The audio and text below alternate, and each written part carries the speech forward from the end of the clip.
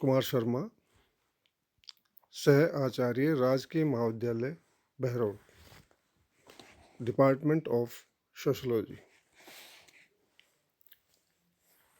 प्रिय विद्यार्थियों, आज हम BA part second paper first सामाजिक अनुसंधान की पद्धतियाँ में सामाजिक तथ्यों के स्रोत के कंटिन्यूएशन में द्वितीयक स्रोत के बारे में जानने की कोशिश करेंगे।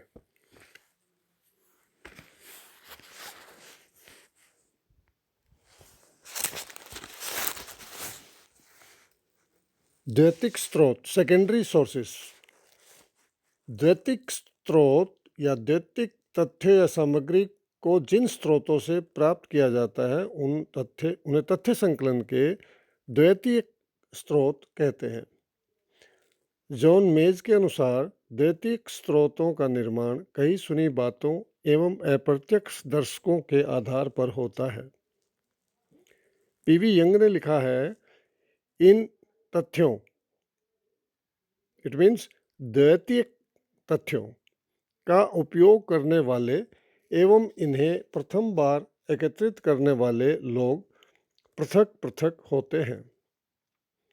Professor pH. मान के अनुसार ये द्वितीयक स्तर पर प्राप्त किए गए तथ्य होते हैं, यानी कि ये प्रथम बार एकत्रित किए हुए तथ्य नहीं होते, बल्कि अन्य व्यक्तियों द्वारा एकत्रित मूल तथ्यों के आधार पर रचित तथ्य होते हैं। स्पष्ट है कि द्वितीयक सामग्री तथ्य संकलन की ऐसी सामग्री है जिसका प्रथम बार संकलन करने वाले लोग अब शोध कार्य के लिए इसका उपयोग करने वाले लोगों से भिन्न थे। तथ्य संकलन के द्वितीयक स्रोतों को प्रमुखतः दो भागों में विभाजित किया जाता है: व्यक्तिगत प्रलेख, पर्सनल डॉक्यूमेंट्स।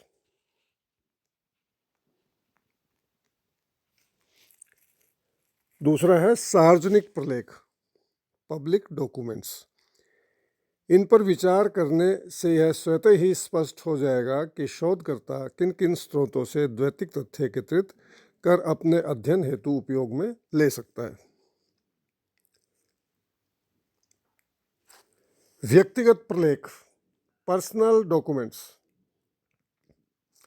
जॉन मेज ने लिखा है, अपने संकुचित अर्थ में व्यक्तिगत प्रलेख किसी व्यक्ति के द्वारा उसकी स्वयं की क्रियाओं, अनुभवों एवं विश्वासों के बारे में स्वयं द्वारा लिखा गया एक विवरण। जहोदा एवं उनके सहयोगी लेखकों के अनुसार व्यक्तिगत प्रलेखों के अंतर्गत उन सभी प्रलेखों को सम्मिलित किया जाता है जो सामान्यतः सूचनादाताओं के व्यक्तिगत जीवन के आधार पर स्वयं उन्हीं के द्वारा लिखे होते हैं एवं जिनमें उनके स्वयं के अनुभव शामिल होते हैं। व्यक्तिगत प्रलेख व्यक्तियों, एक समय विशेष की परिस्थितियों एवं भूतकाल में घटित सामाजिक घटनाओं को ऐतिहासिक पृष्ठभूमि में समझने में योग देते हैं। यद्यपि व्यक्तिगत प्रलेख व्यक्तिपरक होते हैं, परंतु फिर भी सामाजिक शोध में इनकी काफ़ी उपयोगिता है। ये सामाजिक प्रक्रियाओं को समझने हेतु आवश्यक सामग्री प्रदान करते हैं।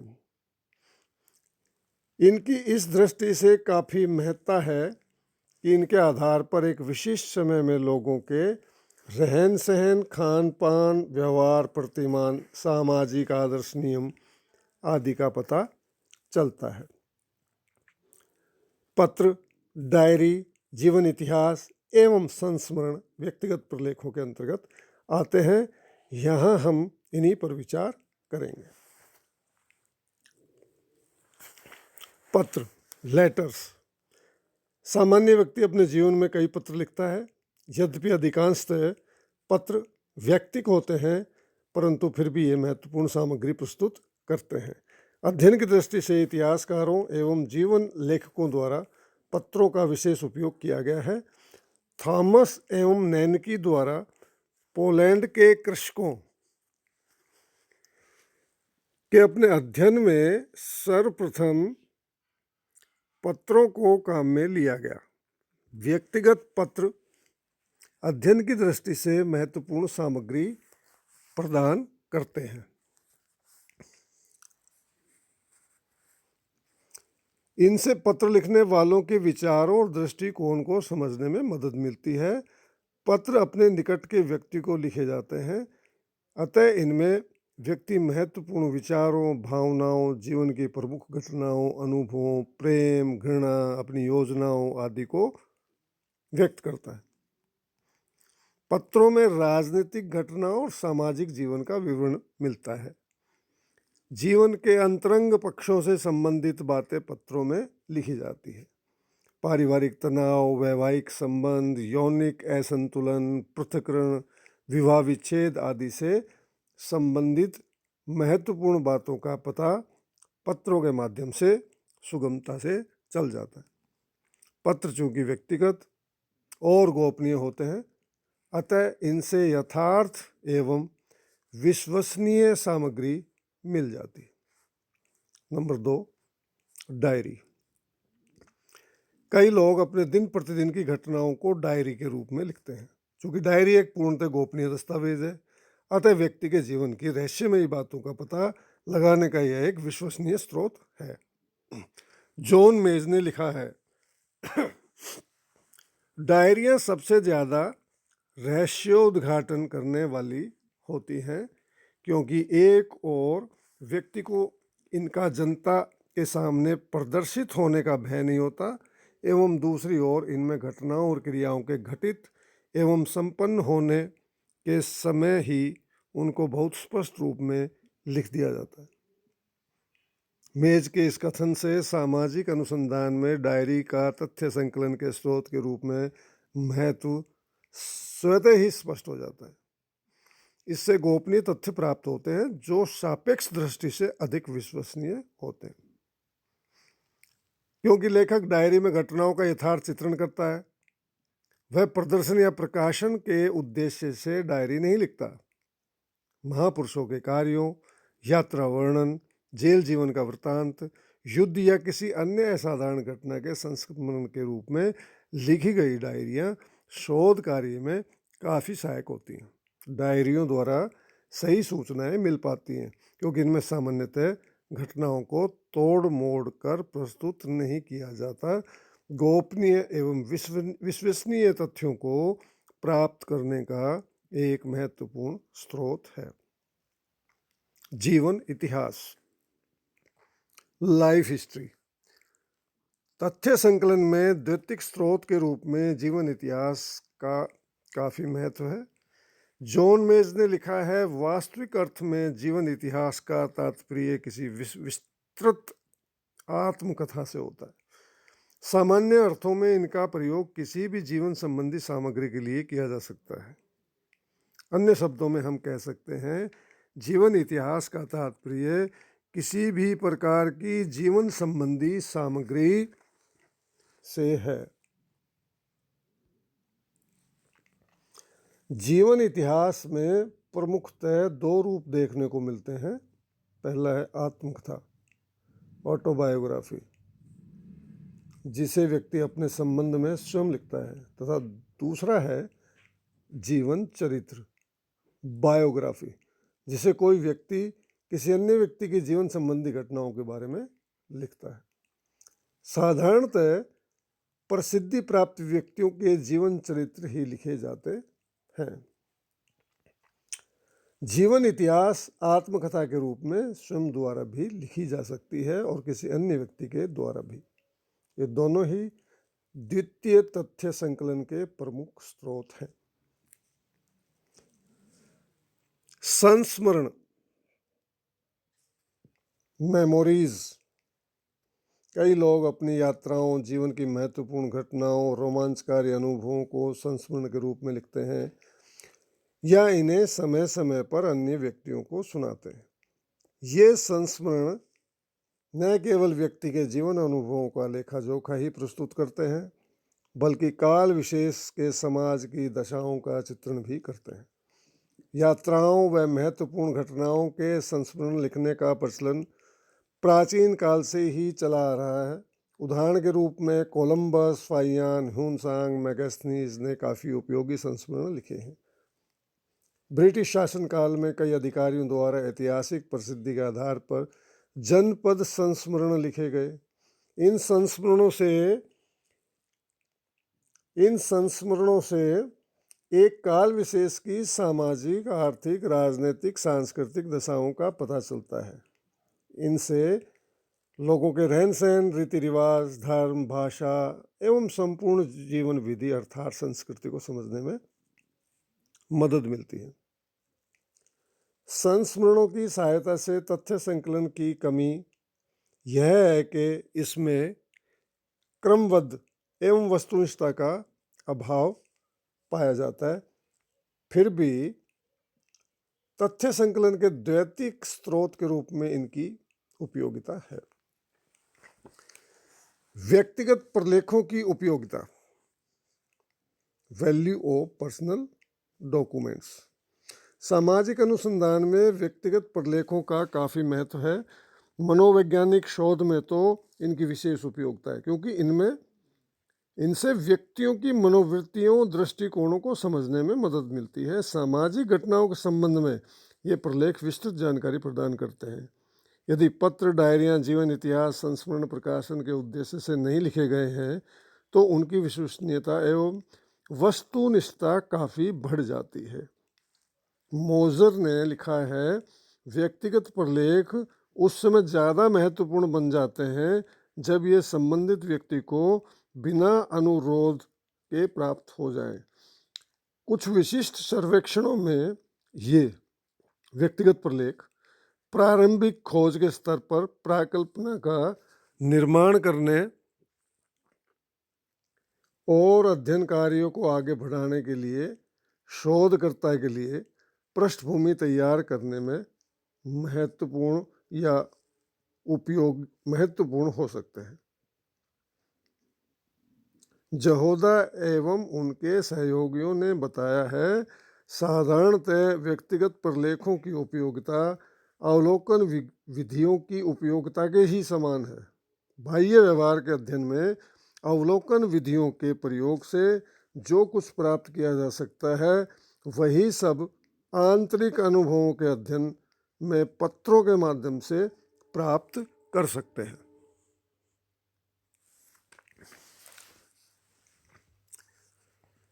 स्पष्ट है कि जिस प्रकार कोई अवलोकनकर्ता अपनी सहभागिता के आधार पर किसी समूह का गहराई के साथ अध्ययन कर सकता है, उसी प्रकार सामाजिक शोधकर्ता को पत्रों व अन्य व्यक्तिगत प्रलेखों के माध्यम से किसी घटना या दशा से संबंधित आंतरिक बातों का पता चल जाता है। कहने का तात्पर्य यह है कि व्यक्तिगत प्रलेख अध्ययन के लिए उपयोगी आधार प्रदान करने में महत्वपूर्ण योग देते हैं। व्यक्तिगत प्रलेखों की सीमाएं। व्यक्तिगत प्रलेखों की उपयोगिता के साथ साथ उनकी कुछ सीमाएं भी हैं। Limitations of personal documents. Number 1, प्राप्त करने में कठिनाई। नंबर 2, प्रामाणिकता की समस्या। नंबर 3, वैज्ञानिक सामान्यीकरण में कठिनाई।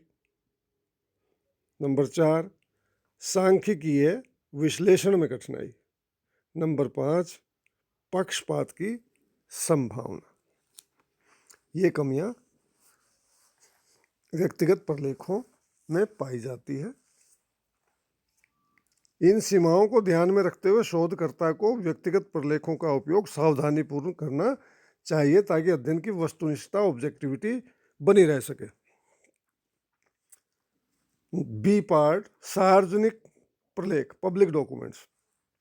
पर्सनल डॉक्यूमेंट्स हम कर चुके हैं। बी पार्ट है सार्वजनिक प्रलेख, पब्लिक डॉक्यूमेंट्स।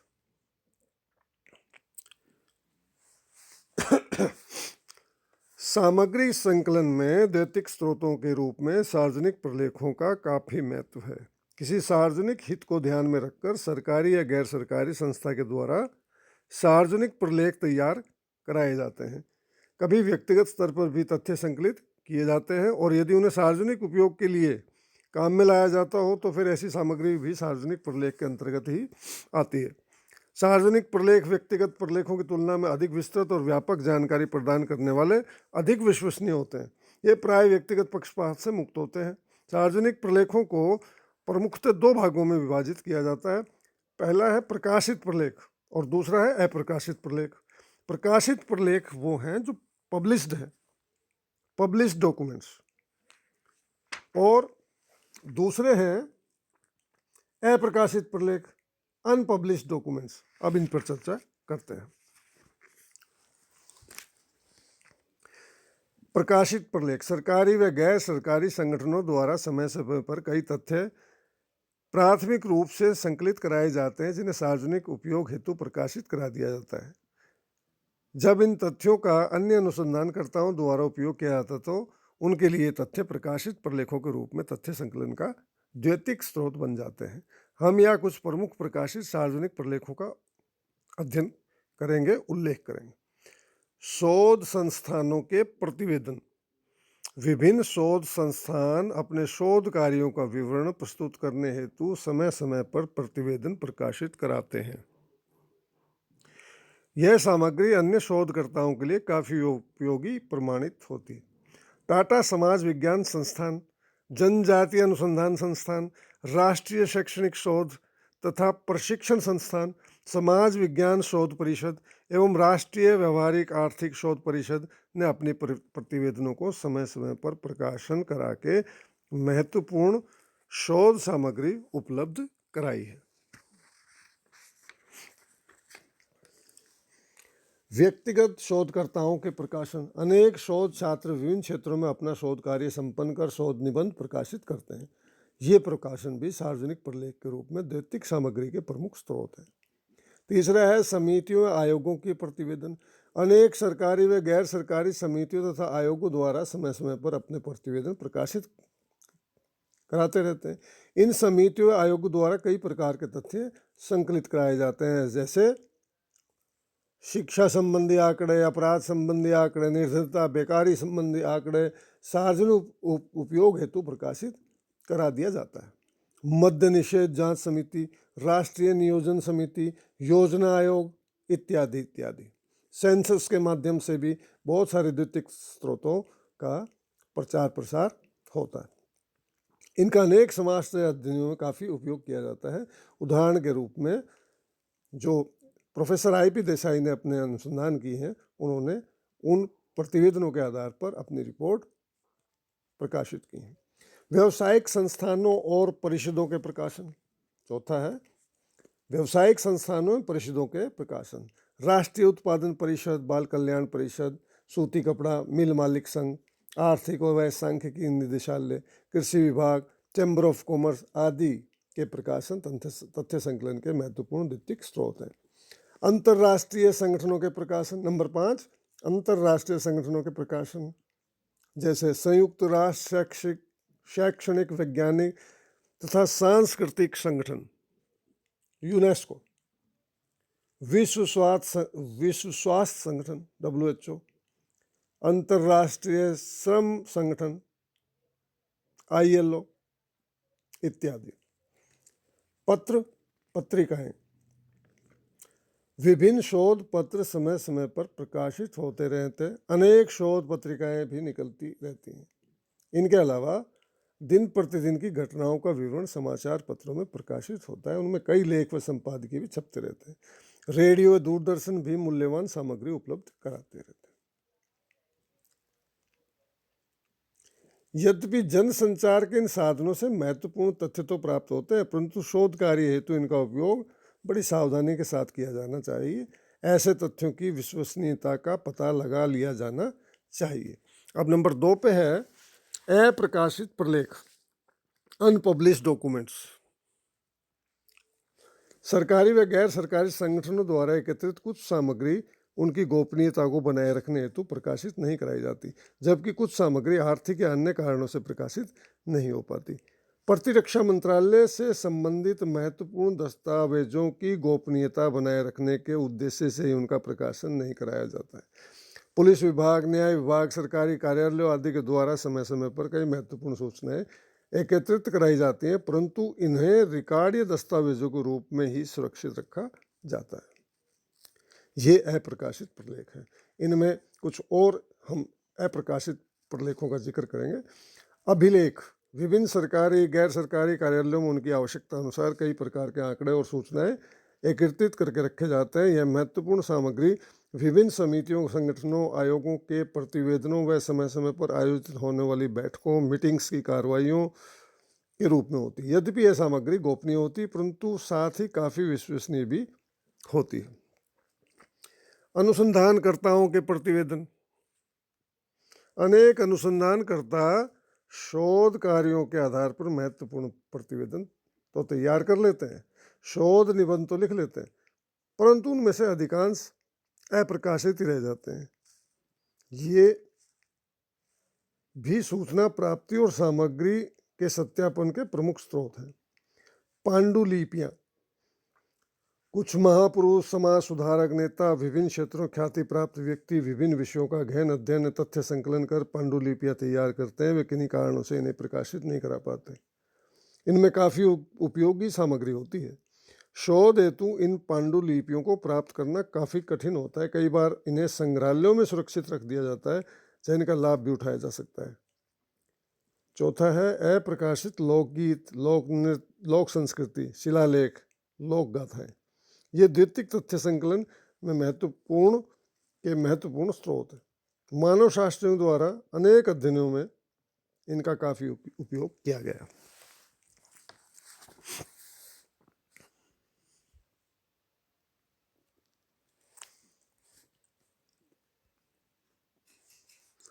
प्रलेखीय सामग्री के उपयोग संबंधी समस्याएं। Problems connected with use of documentary materials. तथ्य संकलन के द्वितीयक स्रोत चाहे व्यक्तिगत प्रलेखों के रूप में हो या सार्वजनिक प्रलेखों के रूप में, चाहे वे प्रकाशित हों अथवा अप्रकाशित हों, परंतु सामाजिक शोध की दृष्टि से उनकी काफ़ी उपयोगिता है। कोई भी शोधकर्ता जब तक उनके अध्ययन विषय से संबंधित द्वितीयक सामग्री का पूरी तरह अध्ययन नहीं कर लेता, तब तक उसे अध्ययन हेतु आवश्यक आधार नहीं मिल पाता। वह आवश्यक प्रश्नों एवं प्राकल्पनाओं की रचना नहीं कर पाता है। पूर्व में किए गए अध्ययनों, शोधों को दोहराने की भूल से बच नहीं सकता। अतः शोधकर्ताओं के लिए उपलब्ध द्वितीयक सामग्री का पूरा उपयोग करना नितांत आवश्यक है। श्रीमती पीवी यंग ने विश्वसनीय प्रलेखीय सामग्री के उपयोग के लाभ इस प्रकार बताए हैं। नंबर 1, इससे शोध कार्य में अंतर्दृष्टि प्राप्त होती है एवं सही प्रश्नों को पूछने में मदद मिलती है। नंबर 2, इससे अध्ययन की विधियों का चयन करने में मदद मिलती है। नंबर 3, इससे प्राकल्पना के निर्माण एवं परीक्षण में मदद मिलती है, हाइपोथेसिस की टेस्टिंग और फॉर्मेशन ऑफ हाइपोथेसिस। नंबर 4, इससे शोध कार्य में अनावश्यक पुनरावृत्ति से बचने में मदद मिलती है। यहाँ हमें इतना अवश्य ध्यान में रखना है कि द्वितीयक सामग्री प्राथमिक सामग्री का स्थान तो नहीं ले सकती, परंतु प्राथमिक सामग्री के पूरक के रूप में अवश्य काम कर सकती है। यह प्राथमिक स्रोत से प्राप्त तथ्यों के सत्यापन में योग दे सकती है। थॉमस एडिसन का यह कथन अत्यंत महत्वपूर्ण है। आपने बताया है, मैं जब भी कोई खोज या अनुसंधान करना चाहता हूँ, तब मैं भूतकाल में उसके संबंध में जो कुछ किया जा चुका है उसे पढ़कर इसके पश्चात अपना कार्य प्रारंभ करता हूँ। इस कथन से द्वितीयक सामग्री की उपयोगिता का पता चलता है। प्रिय विद्यार्थियों, तथ्य सामग्री के प्रकार और स्रोत, ये चैप्टर समाप्त होता है।